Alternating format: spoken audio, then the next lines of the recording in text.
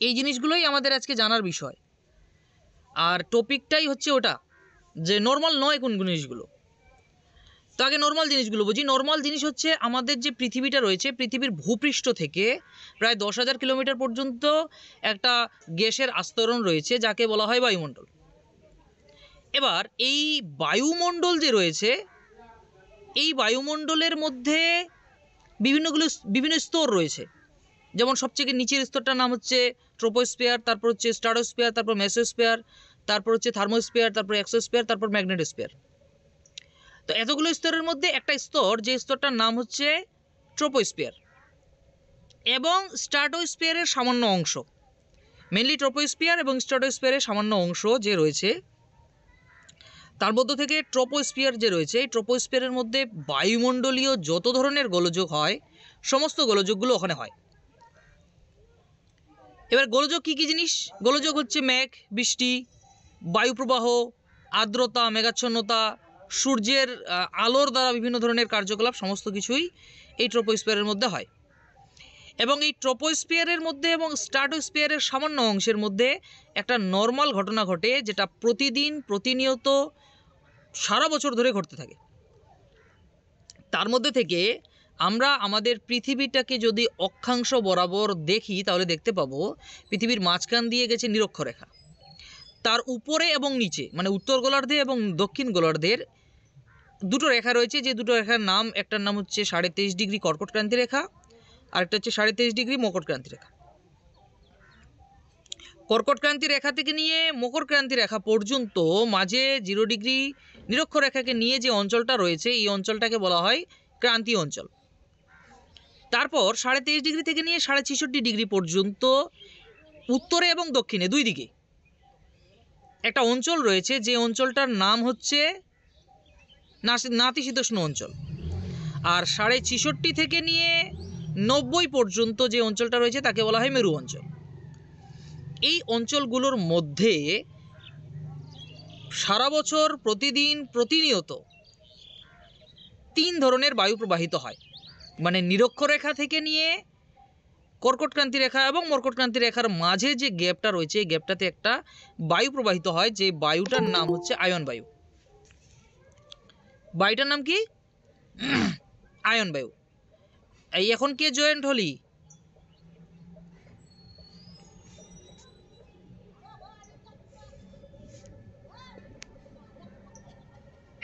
রেখা রেখা এরা রেখা আমি রেখা। হ্যালো, আমি স্যার।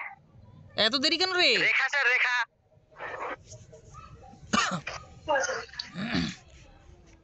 আচ্ছা যাই হোক, বাসন মাজছিল তো তাই। আচ্ছা শোন, বুঝতে পারছিস তো যে কথাগুলো বলছি? হ্যালো, হ্যাঁ হ্যাঁ বোঝা যাচ্ছে তো? বুঝতে পারছি। হ্যাঁ, তো যেটা বলছিলাম যে এই যে অঞ্চলগুলো রয়েছে, এই অঞ্চলের মাঝখানে নিরক্ষরেখা থেকে দুই পাশে কর্কটক্রান্তি এবং মকরক্রান্তি রেখার মাঝে যে অঞ্চলটা রয়েছে, ওই অঞ্চলে একটা বায়ু সারা বছর ধরে প্রবাহিত হয়, যে বায়ুটার নাম হচ্ছে আয়ন বায়ু। তারপরে আমরা যদি কর্কটক্রান্তি রেখা থেকে নিয়ে 66.5 ডিগ্রি উত্তর এবং দক্ষিণ দিকের মাঝের যে গ্যাপ দুটো রয়েছে, এই গ্যাপ দুটো পশ্চিম দিক থেকে একটা বায়ু প্রবাহিত হয়, যে বায়ুটার নাম হচ্ছে পশ্চিমা বায়ু, যেটা সারা বছর ধরে বইতে থাকে। তারপরে এদিকে হচ্ছে 66.5 ডিগ্রি থেকে 90 ডিগ্রি উত্তর এবং 66.5 ডিগ্রি থেকে 90 ডিগ্রি দক্ষিণের যে অঞ্চলটা রয়েছে, এখানে এক ধরনের বায়ু প্রবাহিত হয়, যে বায়ুটার নাম হচ্ছে মেরুবায়ু। কেন মেরুবায়ু? কারণ মেরু অঞ্চলের কাছাকাছি যেহেতু প্রবাহিত হয় মেরুবায়ু। আমরা কিন্তু এখনও আমাদের মেন টপিকে ঢুকিনি, আমরা জাস্ট উপরের কথাগুলো বলছি। তো এই যে বিষয়গুলো আমি বলছি, এই বিষয়গুলো একটা হচ্ছে নর্মাল ঘটনা। এই বিষয়গুলো বিজ্ঞানী ফেরেল নামে একজন মানুষ, যে মানুষটা তার দেওয়া একটা সূত্র, যে সূত্র অনুযায়ী বলা হয় যে বায়ু যখন উত্তর গোলার্ধে প্রবাহিত হয় তখন উত্তর গোলার্ধের ডান দিকে বেঁকে প্রবাহিত হয়, আর যখন বায়ু দক্ষিণ দিকে প্রবাহিত হয় তখন বাম দিকে বেঁকে প্রবাহিত হয়। তার মানে বায়ু কী করছে? ফেরেলের সূত্র অনুযায়ী দক্ষিণ গোলার্ধে বাম দিকে এবং উত্তর গোলার্ধে ডান দিকে বেঁকে প্রবাহিত হচ্ছে। এগুলো হচ্ছে নর্মাল ঘটনা। এটা কোথায় ঘটছে? এটা হচ্ছে আমাদের বায়ুমণ্ডলের নিচের দিকে। বায়ুমণ্ডলের নিচের দিকে মানে কি? বায়ুমণ্ডলের নিচের দিকে মানে হচ্ছে আমাদের ভূপৃষ্ঠ বরাবর এই বায়ুটা প্রবাহিত হয়। আমি তাদের একটু আগে বললাম যে ট্রোপোস্ফিয়ারের মধ্যে বায়ু প্রবাহিত হয় এবং সামান্য ঊর্ধ্ব ট্রপোস্ফিয়ার বা স্ট্র্যাটোস্ফিয়ারের মধ্যে প্রবাহিত হয়। কী জিনিস এটা? এই জিনিসটা হচ্ছে যে স্ট্র্যাটোস্ফিয়ারের উপর দিয়ে একটা বায়ু প্রবাহিত হয়। বায়ুটার নাম কি? বায়ুটার নাম হচ্ছে জেট বায়ু। এটাও একটা নর্মাল বায়ু, সারা বছর অল টাইম প্রতি মুহূর্তে প্রবাহিত হয়। এটা হয় যে কোনো সময় এই বায়ুটার শক্তি বেশি হয়ে যায়, কোনো সময় এই বায়ুটার শক্তি কমে যায়, তার মানে কম বেশি হতে থাকে, কিন্তু প্রবাহিত হয় সারা বছর ধরে। এগুলা সবগুলো নর্মাল কন্ডিশন। কিন্তু আমরা এটাও জানি এখানে আরেকটা নর্মাল কন্ডিশন আছে, যে আমরা যদি আমাদের পৃথিবীর বিভিন্ন জায়গার মানে প্রেশারটাকে মাপার চেষ্টা করি বা চাপটাকে মাপার চেষ্টা করি, তাহলে আমরা সাত ধরনের চাপ বলয়ের কথা দেখতে পাবো। 7 ধরনের। কী কী 7 ধরনের? একটা হচ্ছে নিরক্ষীয় নিম্নচাপ বলয়, দুটো ক্রান্তীয় অঞ্চলে দুটো উচ্চচাপ বলয়, দুটো মেরু বৃত্ত প্রদেশীয় নিম্নচাপ বলয়, তাহলে কটা হলো? 5টা হলো। আর দুটো বৃত্তের দুপাশে হচ্ছে উচ্চচাপ বলয়। তো এই হচ্ছে 7টা চাপ বলয়। এই 7টা চাপ বলয় নর্মাল কন্ডিশন, আর এই নর্মাল কন্ডিশনের উপর ভিত্তি করে আমাদের পৃথিবীতে এক জায়গা থেকে অন্য জায়গায় বায়ু প্রবাহিত হয়। আমি তোদের আগের থেকেই বলে রেখেছিলাম, বা তোরা হয়তো জানিস, যে বায়ু সাধারণত উচ্চচাপযুক্ত অঞ্চল থেকে নিম্নচাপের দিকে প্রবাহিত হয়। তাহলে বায়ু উচ্চচাপ দিক থেকে যখন নিম্নচাপের দিকে প্রবাহিত হচ্ছে, এটা সারা বছর ধরে বইতে থাকে। কিন্তু এখানে একটা ছোট্ট কিন্তু আছে, আর এই কিন্তু থেকেই আমাদের মেন টপিকের বা মেন যে পড়ার টপিক, এই টপিকের ভিতরে আমরা ঢুকবো। কিন্তুটা হচ্ছে এটা, যে সূর্যের আলো পৃথিবীর সব জায়গায় সবসময় সমানভাবে পড়ে না। কোথাও বেশি, আবার কোথাও কম, কোথাও তুলনামূলকভাবে বেশি, কোথাও তুলনামূলকভাবে কম। তো যখন সূর্যের আলোটা কোনো একটা জায়গায় হঠাৎ করে বা একটা দীর্ঘ সময় ধরে বেশি বেশি করে তাপ দেবে, তখন ওই জায়গাটাতে তাপের কারণে ওখানকার বায়ুগুলো গরম হবে, গরম হয়ে বায়ুটা উপরের দিকে উঠে যাবে। এবার বায়ু উপরের দিকে যখন উঠে যাবে, তখন ওই জায়গাটা বায়ু শূন্য হবে। আর যখন কোনো একটা জায়গায় বায়ু শূন্য হবে, তখন ওই জায়গায় লো প্রেশার বা নিম্নচাপ কেন্দ্রের সৃষ্টি হবে। এবার কোনো একটা জায়গায় যদি নিম্নচাপ কেন্দ্রের সৃষ্টি হয়, তাহলে তার আশেপাশের কোনো না কোনো জায়গায় উচ্চচাপ সৃষ্টি হবে। তাহলে একটা জায়গায় উচ্চচাপ সৃষ্টি হচ্ছে, একটা জায়গায় নিম্নচাপ সৃষ্টি হচ্ছে, তাহলে উচ্চচাপযুক্ত অঞ্চল থেকে বায়ু নিম্নচাপের দিকে এগিয়ে আসবে। এটা একটা নর্মাল কন্ডিশন। কিন্তু যখন এই নিম্নচাপটা খুব গভীর নিম্নচাপ হবে, তখন আর এই বায়ু প্রবাহটা নর্মাল থাকবে না। তখন বায়ুটা ফেরেলের সূত্রটাকে একদম পুরোপুরি লঙ্ঘন করে উত্তর গোলার্ধের ডান দিকে না বেঁকে বাঁ দিকে বেঁকে বেঁকে আসবে, এবং দক্ষিণ গোলার্ধে বায়ু বাম দিকে না বেঁকে ডান দিকে বেঁকে বেঁকে প্রবাহিত হবে। আমরা যখন রাস্তায় চলি, তো রাস্তায় আমাদের নিয়ম হচ্ছে, আমরা রাস্তায় চলাকালীন আমরা সাইড নিব বাম দিকে। এবার কেউ যদি ডান দিকে সাইড নিয়ে চলে, তাহলে অ্যাক্সিডেন্ট হবে। তো ঠিক সেরকমভাবেই বায়ু যেভাবে চলার কথা, ওইভাবে যদি বায়ু না চলে, তাহলে ব্যতিক্রম ঘটনা ঘটবে, যেই ঘটনাটার নামই হচ্ছে ঘূর্ণিবাত। আমরা এবার আমাদের টপিকের মধ্যে ঢুকছি। তার মানে আমাদের বায়ুমণ্ডলের একটা ব্যতিক্রম ঘটনা হচ্ছে ঘূর্ণিবাত, যেটা পৃথিবীর 2 জায়গায় সম্পাদিত হয়। একটা হচ্ছে নিরক্ষীয় নিম্নচাপ বলয়ের মাঝামাঝি জায়গায়, মানে নিরক্ষীয় নিম্নচাপ এবং কর্কটক্রান্তীয় উচ্চচাপ বা মকরক্রান্তীয় উচ্চচাপের মাঝে যে আয়ন বায়ুটা প্রবাহিত হয়, আয়ন বায়ু যখন তার মূল স্রোত বা মূল গতিটাকে হারিয়ে ফেলে, তখনই এই ঘূর্ণিবাতটা হয়। আরেকটা ঘটে হচ্ছে মেরুবৃত্ত প্রদেশীয় নিম্নচাপ এবং মেরুবৃত্ত উচ্চচাপের মাঝে, সেটা 2 দিকেই। এটা যেহেতু নাতিশীতোষ্ণ মণ্ডলে সম্পাদিত হয়, এই জন্য একে বলা হয় নাতিশীতোষ্ণ ঘূর্ণিবাত। আর আয়ন বায়ুর সংলগ্ন অঞ্চলে যেহেতু ক্রান্তীয় অঞ্চলে ঘূর্ণিবাতটা হয়, তার জন্য তাকে বলা হয় ক্রান্তীয় ঘূর্ণিবাত। এতদূর পর্যন্ত বোঝা গেছে কিনা বল কেউ একজন, বল রে কেউ একজন। বুঝে গেছি তো। এই তুই বকিস না, তুই তো বিনা কামে কোথায় যেন তুই ঘোরাঘুরি করছিস। কেবল না, বাকিরা বল, স্যার বোঝা যাচ্ছে? বুঝতে পারছিস? হ্যাঁ হ্যাঁ স্যার, আপনি বলেন। আচ্ছা, তাহলে বায়ুমণ্ডলীয় গোলযোগটা ক্লিয়ার হয়ে গেল। এবার আমরা বায়ুমণ্ডলীয় গোলযোগ বা ঘূর্ণিবাত জিনিসটা কি এটা পড়ি। তো ঘূর্ণিবাত কথাটা ইংরেজি শব্দ হচ্ছে সাইক্লোন। সাইক্লোন শব্দটি কুকলোমা শব্দ থেকে এসছে, যেটা হচ্ছে প্রথমে ক্যাপ্টেন হেরিং পিডিংটন নামে একজন মানুষ, যে 1848 সালে প্রথম সাইক্লোন শব্দটি ব্যবহার করেন। এটা দাগিয়ে নে, শর্ট কোশ্চেনের জন্য আসতে পারে। তারপর চলে আসবো আমরা হচ্ছে ঘূর্ণিবাতের বৈশিষ্ট্য। ঘূর্ণিবাত কাকে বলে? পেয়েছিস তো বইতে ঘূর্ণিবাতের বৈশিষ্ট্য? স্যার কত পেজে? এই কে এখনো পেজ জিজ্ঞাসা করছে? 82 পেজে। 82 পেজে? হ্যাঁ হ্যাঁ পাইছি। হ্যাঁ। তো ঘূর্ণিবাতের সংজ্ঞা হলো, এবার ঘূর্ণিবাতের বৈশিষ্ট্য। ঘূর্ণিবাতের বৈশিষ্ট্যটা কি? আমি তোদের একটু আগে বললাম যে ঘূর্ণিবাতটা ওই জায়গায় হবে যেখানে কেন্দ্রে কি হবে, নিম্নচাপ থাকবে।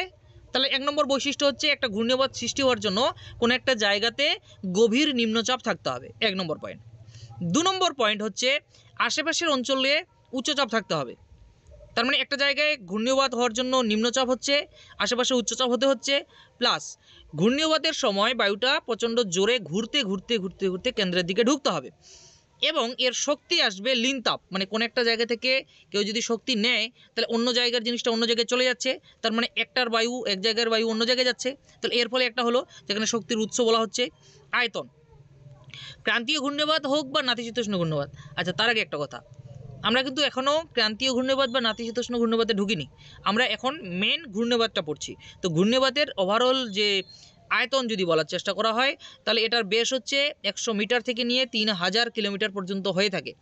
কিন্তু এখানে ছোট্ট একটা কিন্তু আছে, যখন আমরা ক্রান্তীয় ঘূর্ণিবাত পড়বো বা বলবো তখন এর বেশটা ছোট হবে, এবং যখন নাতিশীতোষ্ণ ঘূর্ণিবাত বলবো তখন এর বেশটা অনেক বেশি হবে, কারণ ক্রান্তীয় ঘূর্ণিবাত অল্প জায়গা জুড়ে হয় আর নাতিশীতোষ্ণ ঘূর্ণিবাতটা বেশি জায়গা জুড়ে হয়। ক্রান্তীয় ঘূর্ণিবাত বেশি শক্তিশালী হয়, নাতিশীতোষ্ণ ঘূর্ণিবাত কম শক্তিশালী হয়।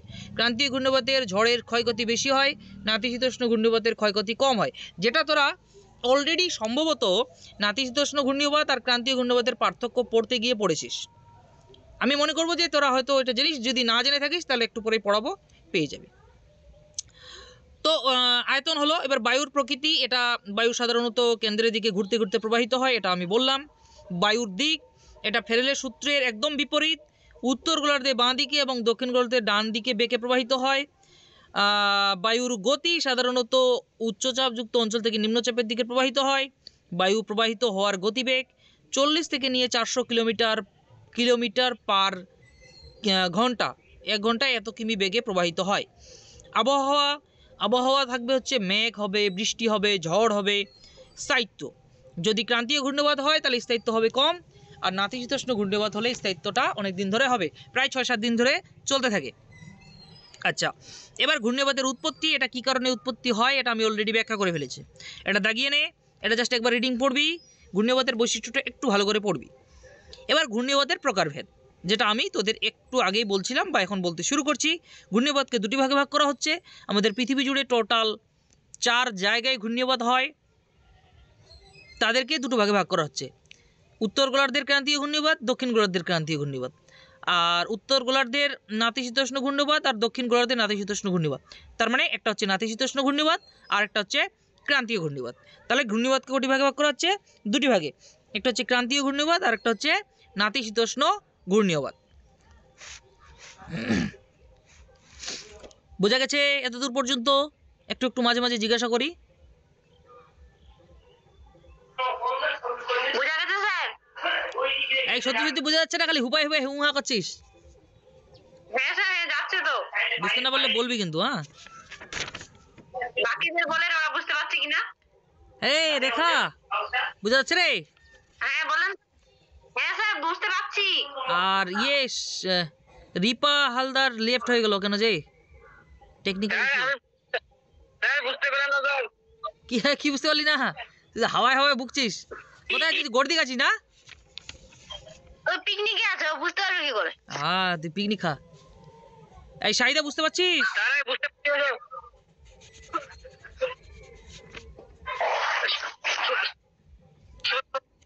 শাহিদা,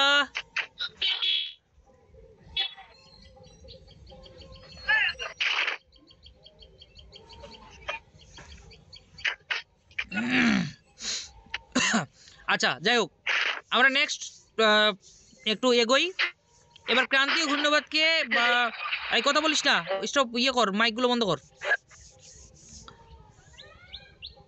ক্রান্তীয় ঘূর্ণিবাতের অনেকগুলো অংশ রয়েছে, তার মধ্যে হচ্ছে দুর্বল ক্রান্তীয় ঘূর্ণিবাত আর একটা হচ্ছে শক্তিশালী ক্রান্তীয় ঘূর্ণিবাত। তো দুর্বল ক্রান্তীয় ঘূর্ণিবাত মানে হচ্ছে যখন এই যে আমি একটু আগে প্রথমে যখন শুরু করছিলাম তখন যে আমি তোদের বললাম যে আমাদের পৃথিবী জুড়ে কি হয়, একটা নর্মাল কন্ডিশন রয়েছে, আর ওই নর্মাল কন্ডিশনের উপর ভিত্তি করে পৃথিবীতে বায়ুগুলো প্রবাহিত হতে থাকে। এই নর্মাল কন্ডিশনের মাঝে মাঝে সামান্য সামান্য করে বায়ু প্রবাহিত হয়, আর এই সামান্য সামান্য বায়ু প্রবাহের কারণে কিছু কিছু জায়গায় হালকা হালকা ঘূর্ণিঝড় হয়ে থাকে, ওটাকেই বলা হচ্ছে দুর্বল ক্রান্তীয় ঘূর্ণিবাত। আর যখন পুরোপুরি ব্যতিক্রম হয়ে যায় তখন তাকে বলা হচ্ছে শক্তিশালী ক্রান্তীয় ঘূর্ণিবাত। তো দুর্বল ক্রান্তীয় ঘূর্ণিবাতের মধ্যে একটা হচ্ছে পূবালী তরঙ্গ। পূবালী তরঙ্গ মানে হচ্ছে এই পূবালী তরঙ্গটাকেই আয়ন বায়ুকে অনেক সময় পূবালী বায়ু বলা হয়, কারণ ওটা পূর্ব দিক থেকে প্রবাহিত হয়। আর পশ্চিমা বায়ুকে পশ্চিমা বায়ু বলা হয়, তার কারণ হচ্ছে পশ্চিমা বায়ুটা পশ্চিম দিকে প্রবাহিত হয়। আর মেরুবায়ুকে মেরুবায়ু বলা হয়, তার কারণ হচ্ছে মেরুবায়ুটা মেরুর দিক থেকে প্রবাহিত হয়। তার মানে বায়ু যে দিক থেকে প্রবাহিত হয় ওই অনুযায়ী নাম যেহেতু হয়, ওই জন্য ওই অনুযায়ী এদের নামকরণ হয়েছে। তো পূবালী তরঙ্গটা কি? পূবালী তরঙ্গটা হচ্ছে সাধারণত পূর্ব দিক থেকে প্রবাহিত হয়। এটা দুর্বল যেহেতু এর গতিবেগ সেরকম থাকে না, হালকা ক্ষয়ক্ষতি করে। তারপর হচ্ছে ক্রান্তীয় লঘুচাপ। লঘুচাপটা কি? আমরা চাপ দু ধরনের জানি, একটা হচ্ছে উচ্চচাপ আর একটা হচ্ছে নিম্নচাপ। বায়ু উচ্চচাপ থেকে নিম্নচাপের দিকে প্রবাহিত হয়।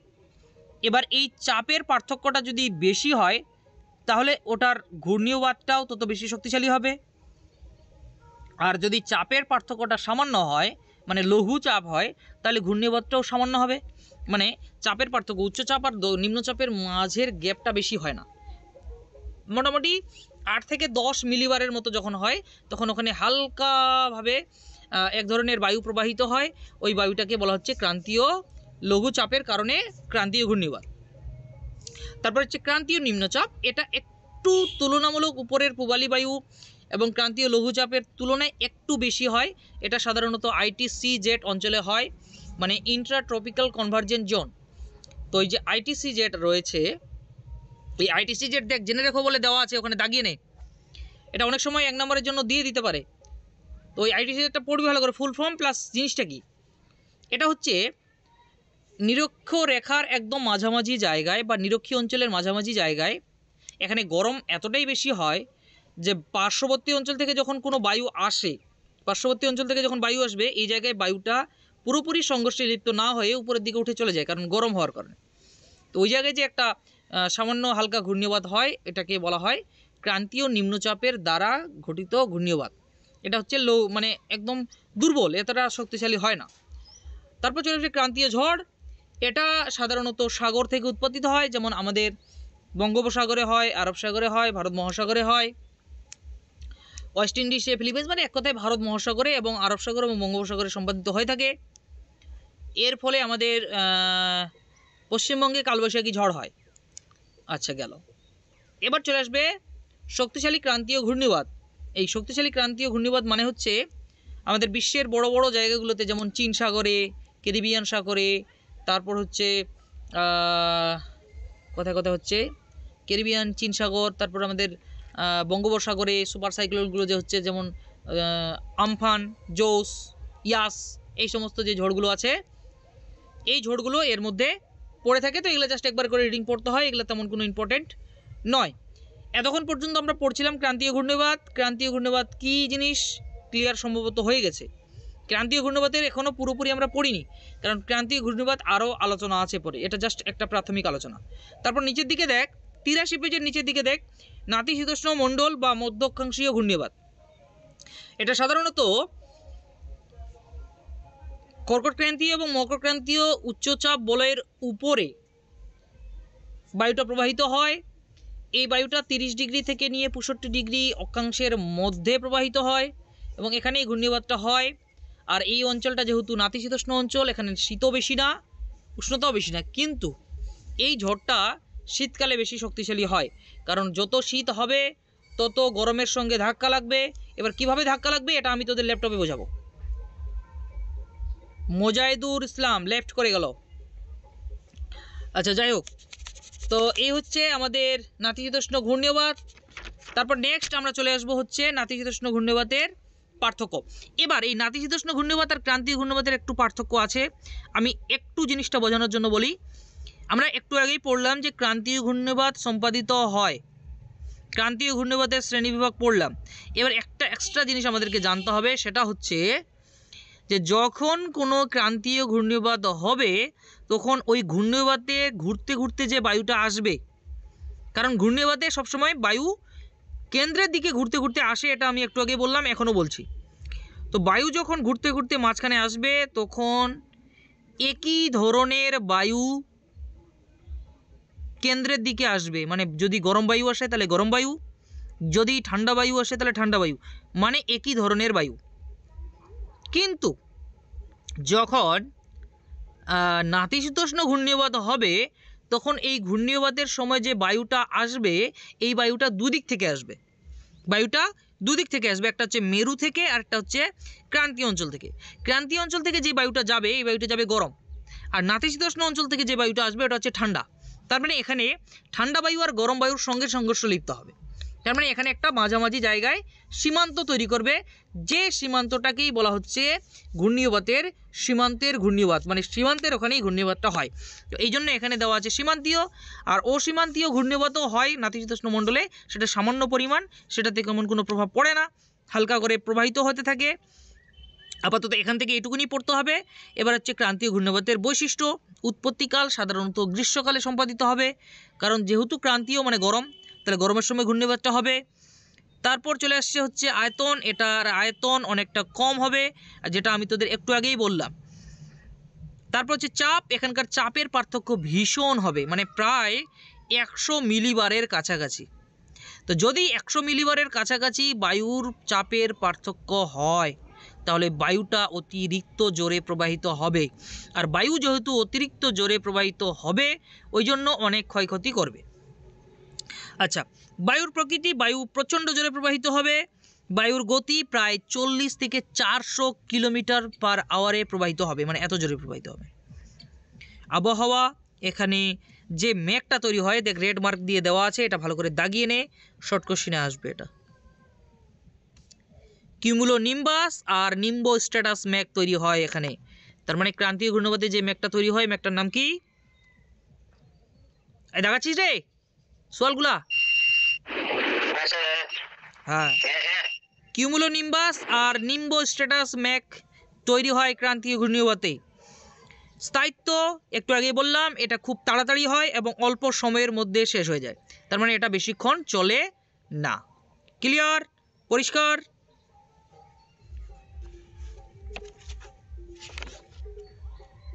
এই সোয়াল গুলাব কথা বল।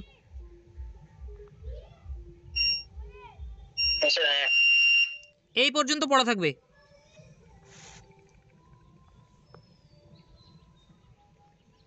দাগিয়ে নে। ঠিক আছে। আচ্ছা, এবার কথা হচ্ছে যে সবাইকে নতুন বছরের শুভেচ্ছা। সবার জীবনে নতুন বছর সুখে শান্তিতে ভরে তুলুক এই কামনা করি। আর কারো কোনো কোশ্চেন থাকলে বল।